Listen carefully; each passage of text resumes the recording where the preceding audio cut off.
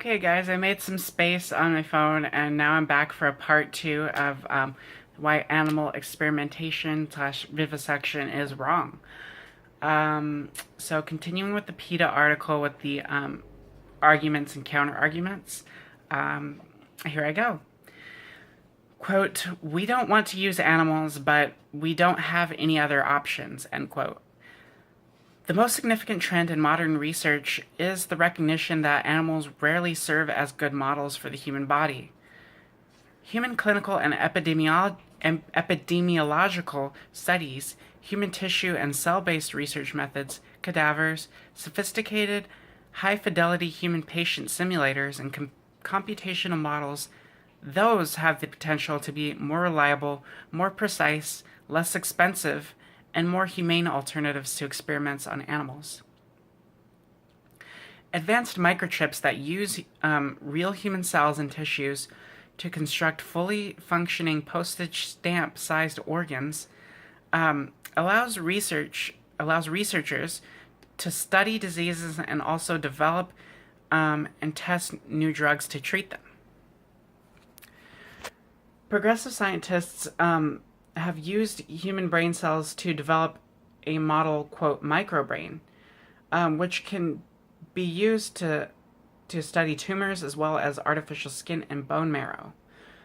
We can now test skin irritation using reconstructed human tissues, such as Mactech's epiderm, produce and test vaccines using human tissues, and perform pregnancy tests using blood samples instead of killing rabbits. Experimentation using animals persists not because it's the best science, but because of archaic habits, resistance to change, and a lack of outreach and education. Water.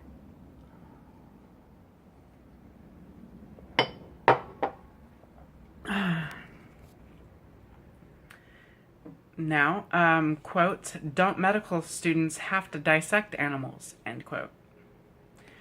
Not a single medical school in the U.S. Uses animals to train medical students.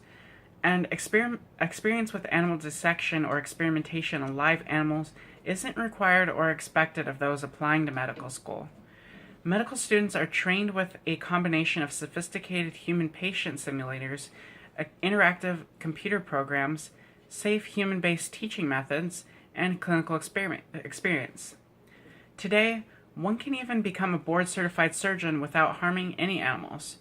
Some medical professional organizations, like the American Board of Anesthesiologists, even require physicians to complete simulation training, not animal laboratories, to become board certified.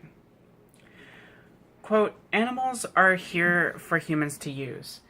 If we have to sacrifice 1,000 or 100,000 animals in the hope of benefiting one child, it's worth it," end quote. If experimenting on one intellectually disabled person could benefit 1,000 children, would we do it? Of course not. Ethics dictate that the value of each life in and of itself cannot be superseded by its potential value to anyone else. Additionally, money wasted on experiments on animals is money that could be instead used on helping people through the use of modern, human-relevant, non-animal tests. Okay, now I'm going to get to a Guardian article. This article in the Guardian says animal research studies show many tests are full of flaws. Whether you support or detest such experiments, it's important to know if they are well conducted. Like many people, you're possibly afraid to share your views on animal experiments because you don't want anyone digging up your grandmother's grave or setting fire to your house or stuff like that. Animal experiments are necessary, they need to be properly regulated, and we have some of the tightest regulation in the world, according to them.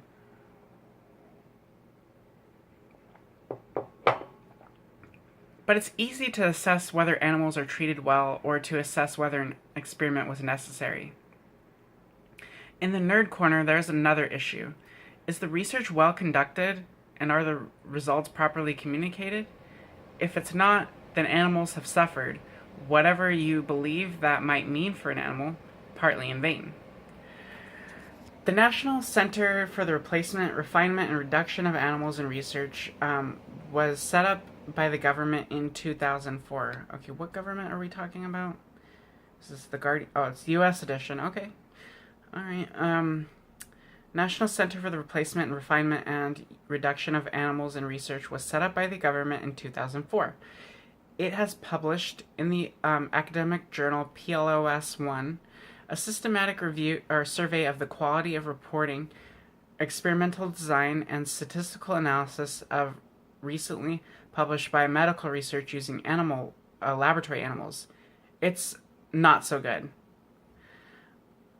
But the study is pretty solid. The papers they found covered a huge range of publicly funded research, behavioral and diet studies, drug and chemical testing, immunological experiments, and more. Some of the flaws they found were bizarre. 4% of papers didn't mention how many animals were used in the experiment. Anywhere. The researchers looked in detail at 48 studies that did say how many animals were used. Not one explained why they had chosen their particular number of animals.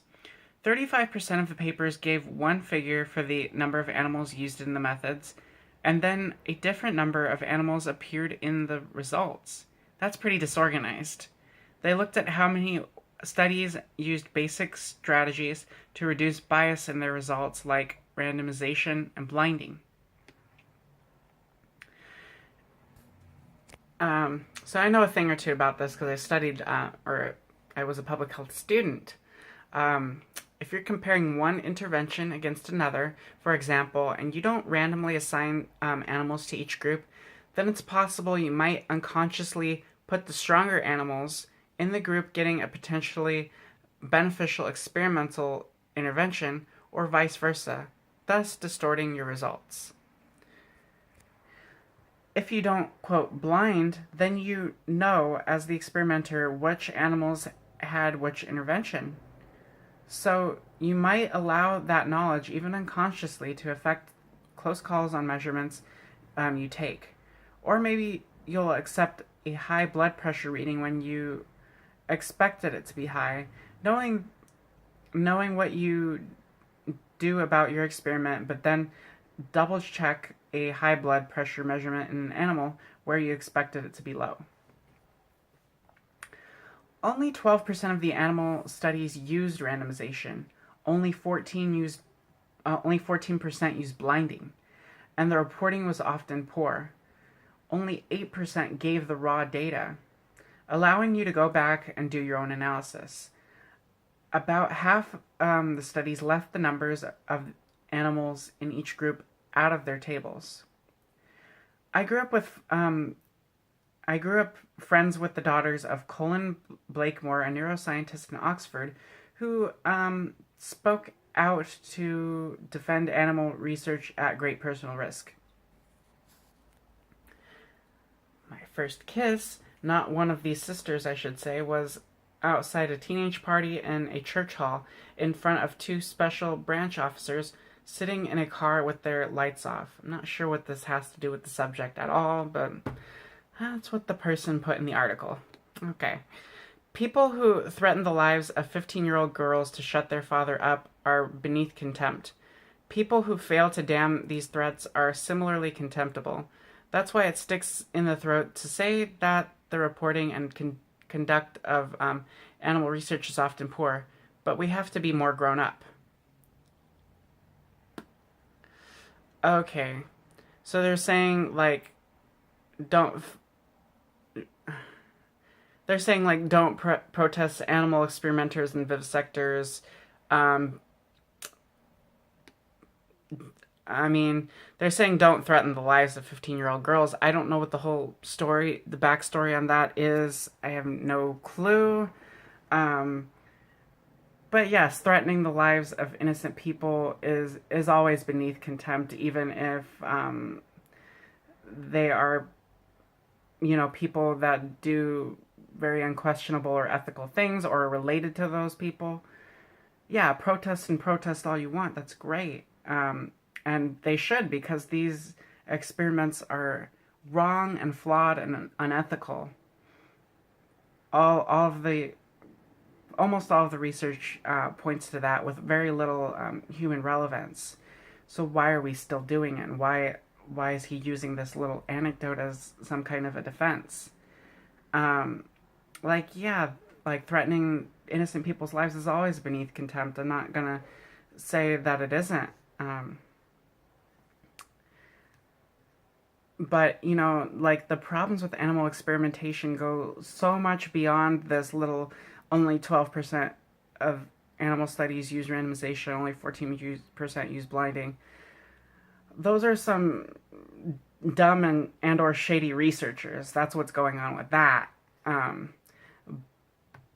But the issue is so much bigger and so much worse than that will even give you a tidbit into, and that's why it should be opposed thoroughly and thoroughly, regardless of how you feel about the sentience of animals or not. But yes, they do suffer, and they shouldn't be included in like animal experimentation. It should go the way of the dinosaurs, because it is very flawed and irrelevant, as well as painfully, morally, and ethically wrong. All right. Thank you guys for tuning in and hanging in there for the long video. I hope you guys enjoyed it. If you did like or get anything positive out of this video, please like and subscribe to this video, or to this channel. Click the bell for more alerts. And bye-bye. Ciao, ciao.